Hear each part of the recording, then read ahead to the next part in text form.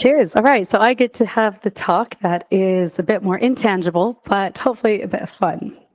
So my whole talk is about how to be confident. What I'm talking about is small shifts that can result in big changes. This is not something that changes overnight. And my thesis is that all of these talks are incredible. I've really learned a lot from them, but none of that matters if you can't communicate and deliver yourself with confidence. So I'm on a mission to make more people more confident. But first, let me tell you a bit more about me. So I'm a career coach and an instructor. I teach people product management, and I also coach tech folks, not just product folk, in their career. I am a product manager by background in healthcare and education. I am also a fashion designer, and I am also a stand-up comedian. You might find me on the open mic circuit here in London. Shameless plug if you want to give me a follow on Instagram. I've been in the UK for 13 years. That's why I don't sound British. I'm originally from Canada. I have over 20 years of coaching and mentoring experience, be it formally or informally in my career, in university, in high school. It's something I'm really passionate about. And I've completed over 7,700 levels of Candy Crush, and there's just nowhere to brag about that. So I thought I would brag about it here. And I was once told that I have an effervescent presence, and I'm still trying to figure out what that means. So if you figure that out, please come talk to me after. So very quickly, I want to tell you a quick story. This little dweeb over here, she is Parveen at 4 years old in France. And she was very strange. She was so scared. She's very timid. She's very shy. I would hide under the table, the dining table at my own party when people were singing me happy birthday, underneath my own cake with the candles on. I wouldn't go to daycare. I did not want to go talk to people I didn't know. And I've been thinking about what changed between this 4-year-old little dweeb Parveen and this confident woman standing in front of you today. So I've been on a mission for the last year to really try to make this a bit more tangible and teach more people about confidence, because I've seen a dramatic shift for myself. Words. Okay, so we're just going to get into the science of confidence. So there are a few things that you need to understand as a baseline when it comes to confidence. Firstly, let's have a definition. My favorite short definition is that confidence is the perceived lack of nothing. More broadly, confidence is a feeling. It's an emotional state and a state of mind. It's the perception that you lack nothing, that you are equipped with everything you need both now and for the future. And just so you know, I've got all these slides on LinkedIn on a post, so you can connect with me after if you want to come back to this, and I've also got these on my website. Now, if we think of confidence as a perceived lack of nothing, how can we build it? So I've come up with this loop from a lot of the research I've done within the confidence world. And you'll notice that there are 3 parts. So rule of 3, nice. So confidence is something we feel we have. And when we feel we have it, we feel like we are competent. We can do the thing we want to do. And therefore, we take action on that thing. And then this cycle builds and builds. But the opposite is true as well. If we don't feel we're competent, you have that pesky inner critic saying, no, you're not good enough. Then we don't take action. And then we feel like we don't have confidence. So how do we break this cycle? Hint, it's actually in the action phase. And we'll get to that in a minute. Now, confidence is often confused with being loud, and that is just not the case. Confidence is not extroversion, introversion, it's not swagger or bravado, and it's also not a personality trait. This is what a lot of people get wrong. Confidence is a skill. You can build it. It's like a muscle. The more reps you put in, the more confidence you can build.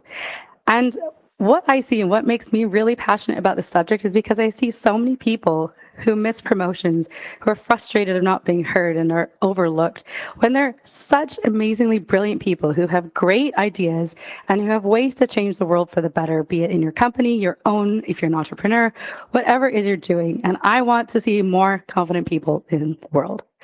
So let's go back to the science a little bit.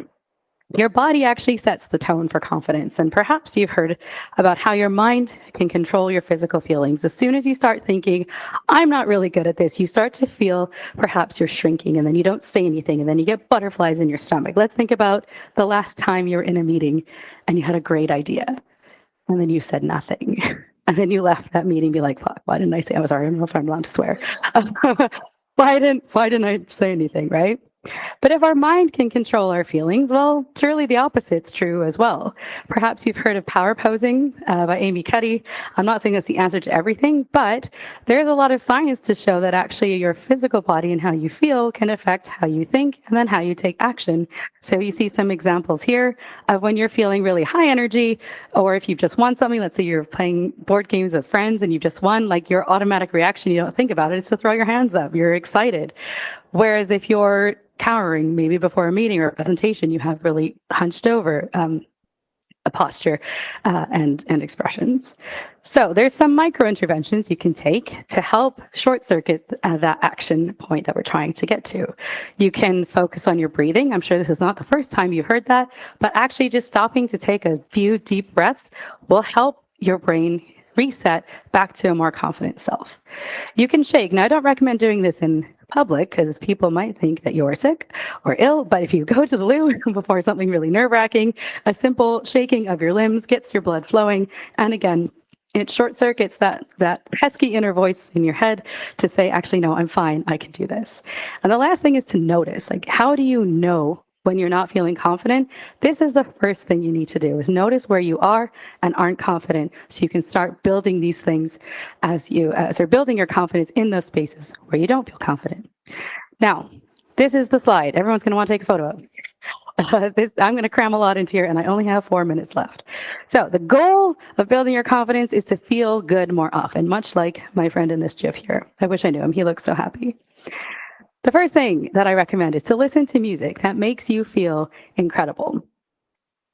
Having that actual physical feeling of feeling good in your body and actually feeling it more often, not just in times when you need to, but like, let's say in your commute to work, no one's paying attention to you. Or if you're grocery shopping, again, no one's paying attention to you. So how can you listen to music that makes you feel good and practice feeling incredible in your body? Music is a great way to do that. You can also design your physical and your digital environment. So I've got some resources on my website accounts that you can follow to help design your digital spaces. If we're always doom scrolling, at least let's make it work for our minds. So you can unfollow those accounts that make you feel like crap. I mean, you could dip in every now and again if you want to have a nosy. But also, how can we look at things that are kind to our minds and are going to help us build that confidence more regularly? We can have some mindset reframes. Now, this is something that we've worked on in the group coaching program that I offer around confidence. And actually, one of my favorite mindset reframes that's worked for me. One thing that I've struggled with a lot of my life is body image. And actually, the mindset reframe of, I am not fat, I have fat. And how I look is not the most interesting part about me, helps me reset in those moments where I think, actually, is my image the thing that I care about more, or is it about the substance and the value I have to offer? Next is about placing yourself in spaces where you feel more confident. This is one of my favorite examples. If you think about your work and where you actually do your work, is it in a meeting? Is it in a stand-up? Is it in person? Is it online? How can you put yourself in spaces where you feel more confident? Like, for example, could that meeting that is really draining and actually not helpful, could that have just been an email? Then make it an email. A simple gratefulness practice. This is what helps us if we go back to the definition of confidence. It's a feeling that you don't lack anything. Well, it's really hard to feel like you lack anything when you're really grateful for what you do have. And rejection experiments is a little bit more of a fun one. There's a video on my website, but maybe you've seen it before, by Jia Jiang, 100 Days of Rejection. How can you desensitize yourself from being rejected and reset faster into your more confident space? So that's something that you can do. And then easy, just put it all together. That's a lot, I know. But if you want to talk about it a bit more, happy to do that after. So the key takeaway is it's about consistency. You can pick one or two of these things, do them consistently, do something every day, and I mean every day, and you'll start to see your mindsets shift. It's not about perfection. It's not about doing all of these things all the time to the full extent. Small steps really do add up. That's what took little shy Parveen to the woman in front of you today. And like I said, it's about consistency, not perfection. And if you want help with that consistency, let's connect. I did get a Jazzy QR code, but only because I care about color schemes, apparently. So I actually run a group coaching course called the Quietly Confident Club. And so if you want to talk about that, please find me after, connect with me on LinkedIn. And if you want these slides, they are also already on LinkedIn. So feel free to snap any screenshots or comment or save them there. Thanks very much. Yes.